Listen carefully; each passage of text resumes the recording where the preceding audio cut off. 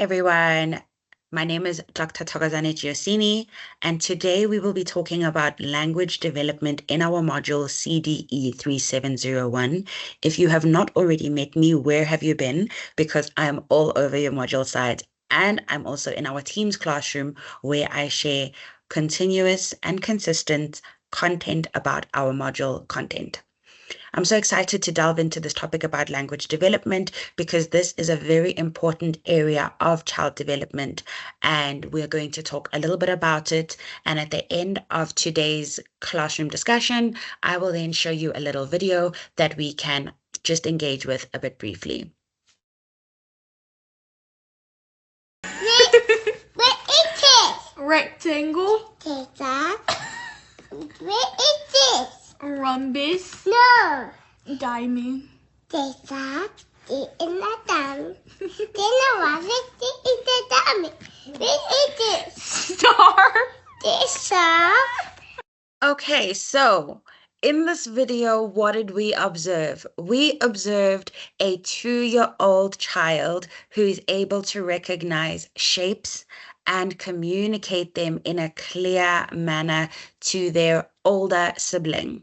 I think this is very important in terms of this module about child development because children develop at different rates, paces, and stages. And for a 2-year-old to be able to quiz or test their older sibling on shapes that they clearly know very well through having developed language is something that's very interesting and very important. On social media, you'll always come across very interesting videos, and I think it's always nice to incorporate that during our teaching and learning so that we can see what is happening in the world around us. And that brings us to language development during early childhood. And I'm going to talk about the different vocabulary milestones. Starting at the age of 6, children can use approximately 1,000 words. From the age of 3, my apologies.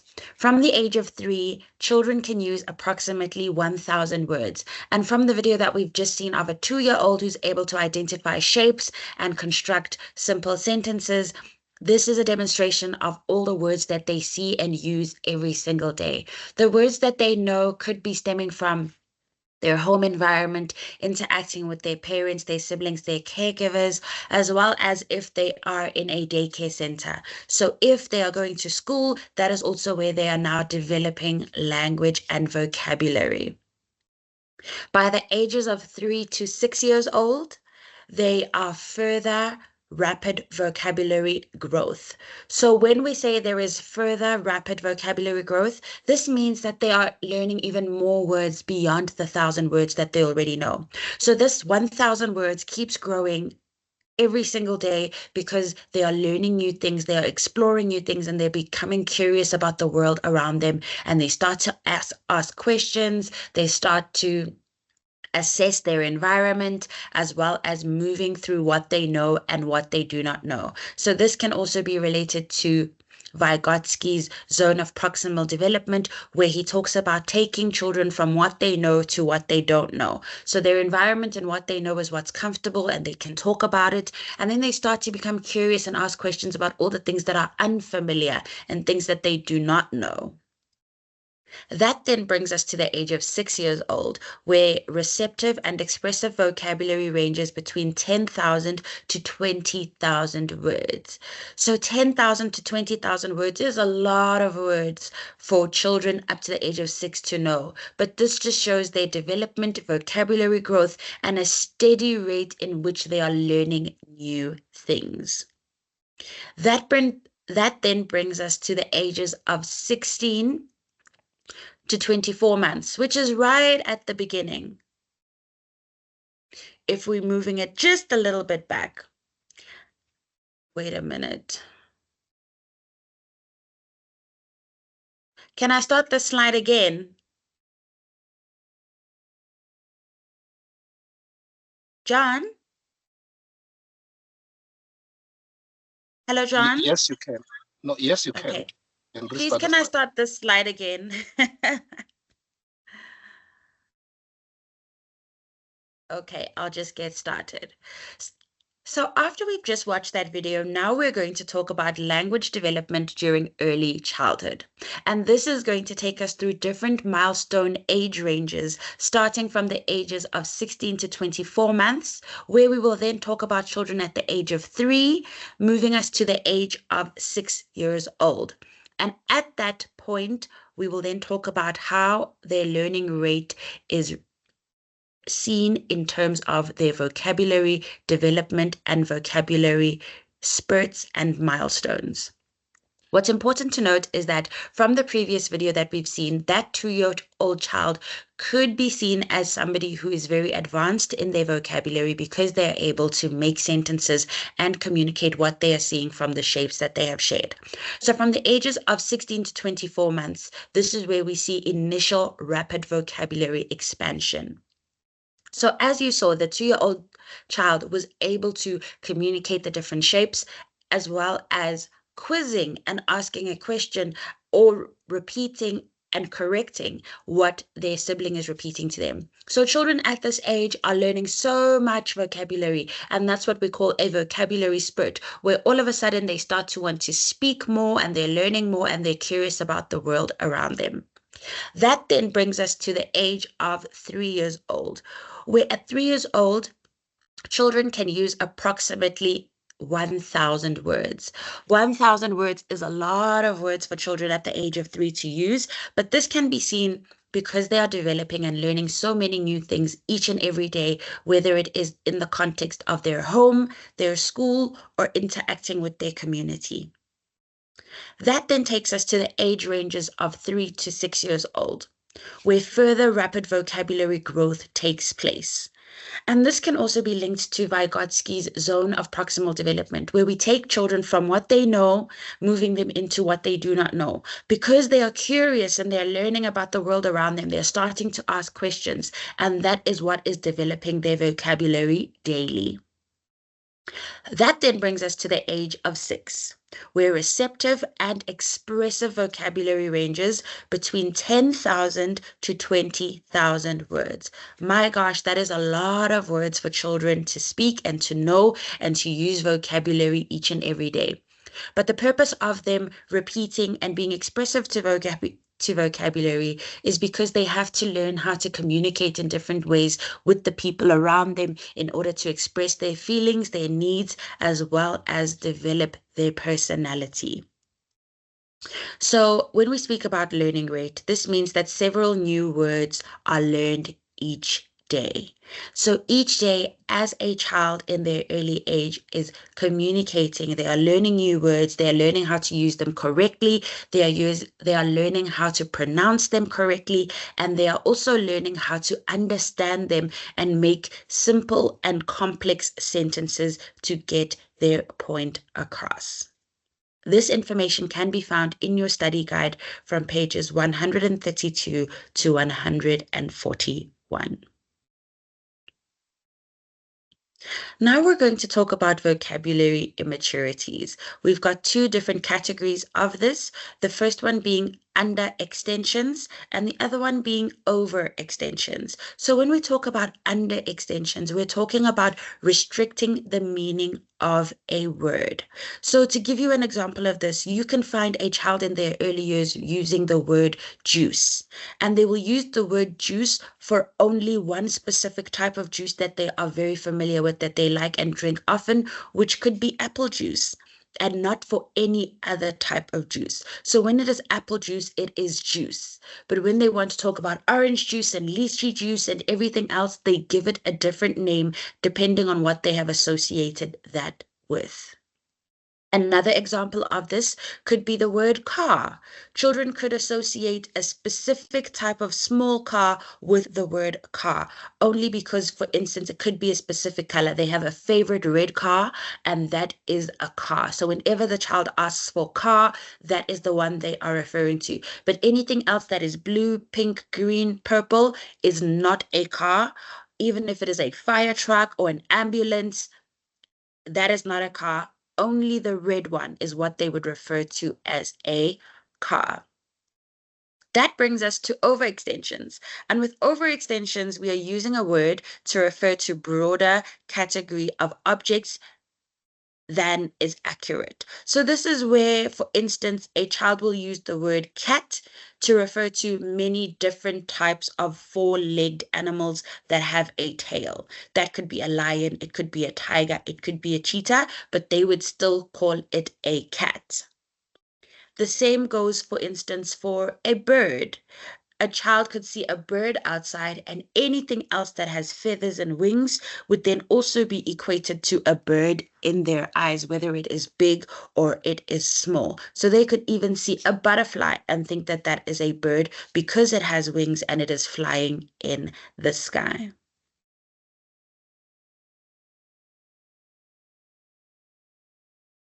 Phonology in early childhood is very important, and by definition, phonology means, or rather refers to, the sounds in a language. When we're referring to the sounds in a language, it means we are learning the letters of the alphabet. In terms of milestones, by the age of 3, most children can produce all vowel sounds and most consonant sounds of their language. And this is important to note because very early on, we teach them the letters of the vowel sounds, for instance, a, e, o, u. And when we teach them these sounds, they become very familiar with them, and that's when they start to make those phonological associations. We then also move on to teaching them different sounds in terms of consonant sounds, where you would teach them a variety of different consonant letters, b, t, k, and these are all the different sounds that the letters of the alphabet make. It's also important simultaneously to teach them that each letter sound has a letter name so that they are able to make these associations of phonology very early on in their language development. Morphology is the definition where the small units of language carry meaning. And this could be an example given using words like cat, where we are adding the letter S at the end of the word in order for it to become pluralized. Something becomes plural when we are speaking about more than one of it, many of it. And these are morphological rules. And in this rule of, for instance, adding an S to the end of the word in order to make it plural, we can use the word cat. Cat becomes cats. If you have the word dog, the word dog becomes dogs. And you can do that for a multiple variety of words in order to make them plural by adding the letter S at the end of the word. Similarly, if you add the letters ed at the end of a word, that will indicate past tense. So you can have the word play, which will then become played.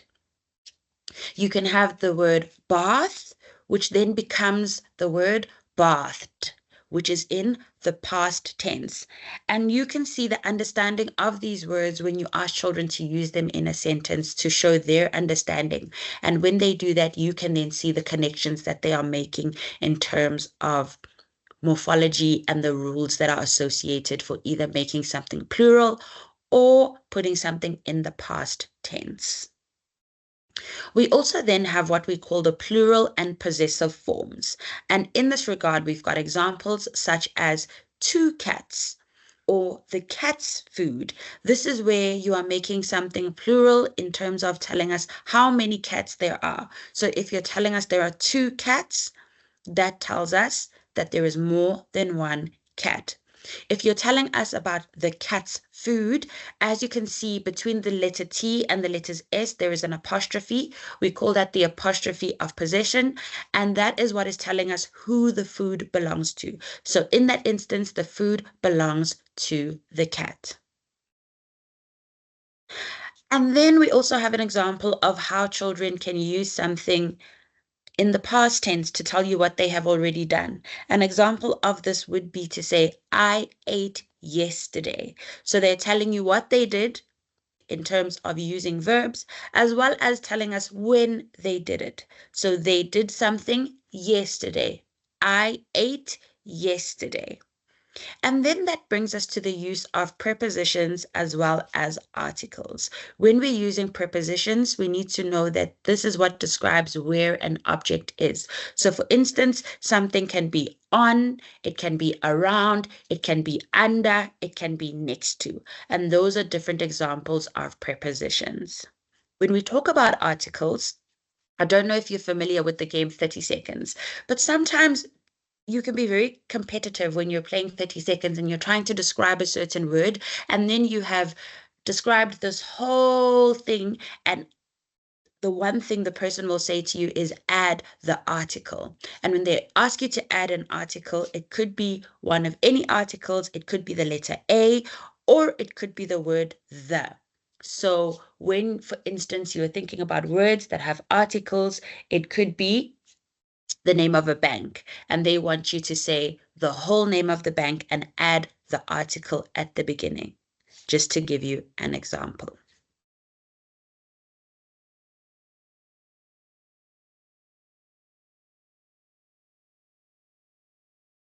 Grammar and syntax in preschool children from the ages 3 to 5 years old. So 3-year-olds begin using the past tense at this point, where they can tell you what they did and they can say it in past tense. I played, I ate, I sang. And these are different examples of how they would show understanding of using tenses. Children at this age can also ask what as well as where types of questions. And this is where they're always just questioning and being curious about the world around them. And as a teacher, you need to welcome this type of language because it is important to them making sense of their environment.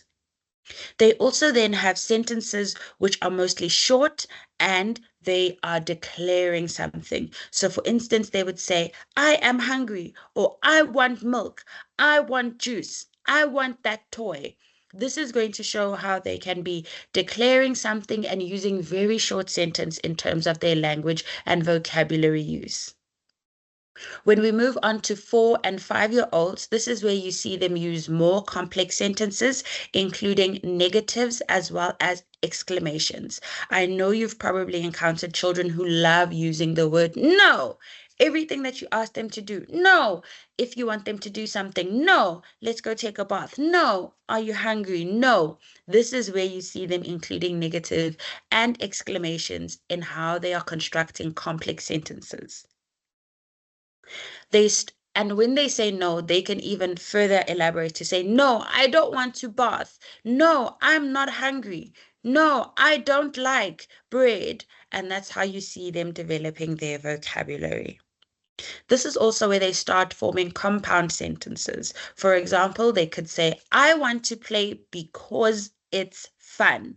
So here they're telling you something and they're telling you why, which is also showing their understanding and development of language. Children at the ages of 4 to 5 enjoy telling stories, often using and then as well as and then again. So for instance, a child will tell you, oh, I was walking down the street, I was having so much fun, drinking juice, and then I saw my mom coming up the street holding packets and I ran towards her because I wanted to help her and she was looking like they were heavy. So this is where they start to create complex sentences, compound sentences, and they enjoy telling a story about what is happening in the world around them. At the ages of 5 to 7, this is where speech becomes more like adults. Speech becomes more like adults where you are no longer using baby talk to these children. They don't want you to say, are you hungry today? They want you to ask them like an adult. Have you eaten? Are you hungry? What would you like to eat? And they are able to articulate a response to you that is more adult-like by saying, yes, I would like some toast, please. I am hungry this morning. And that is how you would see them developing their language at the age of 5 to 7 years old. Children at this age can hold effective conversations and tell stories very fluently. This is where they can retell something that has been happening at school. If you ask them how was their day, they could tell you, you know what, I'm not happy today. So-and-so was not speaking to me kindly and it made me feel very sad and I told the teacher. This is where you have effective conversations. You can have a really good conversation back and forth with them having retold a story of what is happening to them. Now they can use longer and more complex sentences with conjunctions as well as prepositions. So as you saw in the previous example, using words like because, which are conjunctions, words that connect two sentences together, they are able to communicate with you, as well as using prepositions where they can tell you where things are happening. For instance, they can tell you that they left their water bottle on top of the table in the classroom. And this is where they are still learning aspects like their passive voice. The toy was broken by him. They can share to you what is happening, who did it, and how it happened, as well as using conditional sentences, such as, if I had a pet, I could take care of it. So this is showing that they could do something if they had something else, to show you a sense of confidence as well as responsibility and reliability.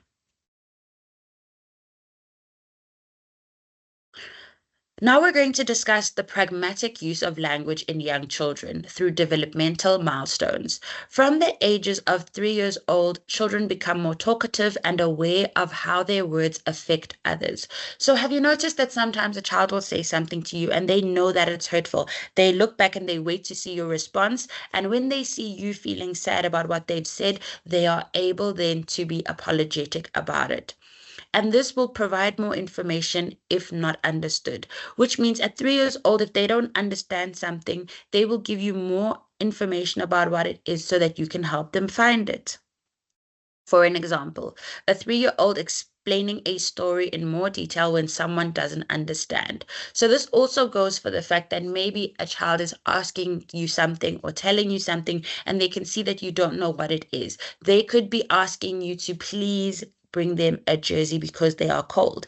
And they keep saying words like cold, please, but you might not be understanding what they're saying. So then they elaborate to say, where, on top.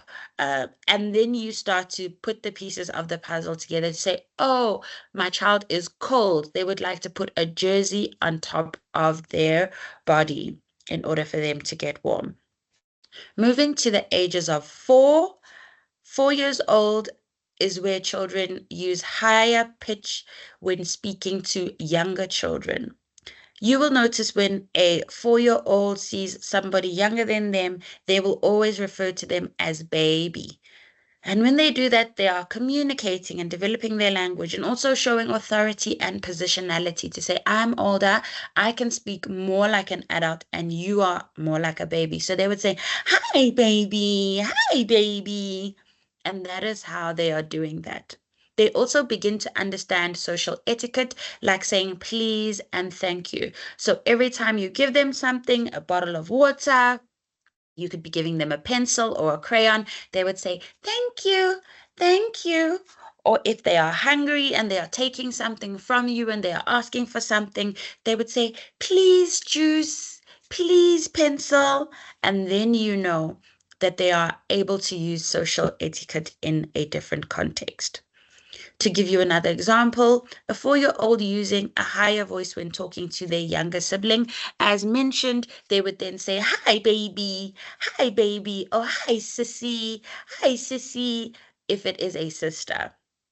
And that is then how they would communicate with children who are younger than them in a higher pitched voice. 5-year-olds, on the other hand, adapt speech to the listener's perspective, which is formal with adults and casual with friends. Now they're starting to understand how to use certain language and words in the context of who they are speaking to. They also resolve disputes verbally and stay focused on topics of interest. So you'll be talking to a 5-year-old who is only wanting to tell you about bananas because they're at the stage where they're so passionate about eating bananas, that's all they want to talk to. And if you then bring in something else about the sun is shining outside and you need them to go and play, nope. They bring the conversation right back to talking about bananas. Another example could be a 5-year-old speaking formally to a teacher, but casually to their learners, because they are now starting to understand the hierarchy of how we speak to certain people. They know that the teacher is older than them, and they would want to communicate with them in a more formal manner, whereas they are more comfortable speaking casually to their friends and playing using language. And for today, we have come to the end of the lesson. However, here is a short activity for you to do. I want you to think about different ways in which children can communicate either formally to a teacher or a parent or casually to their peers. Give 2 examples, one example being an example of how they speak formally to adults, and another example of how they speak casually to their friends and their peers in the classroom. Should you have any questions that you need answered for clarity, please feel free to send me an email or communicate on the module site. But for today, we have come to the end of our lesson. Ngiyabonga. Thank you so much. Ndoribuanga Manda.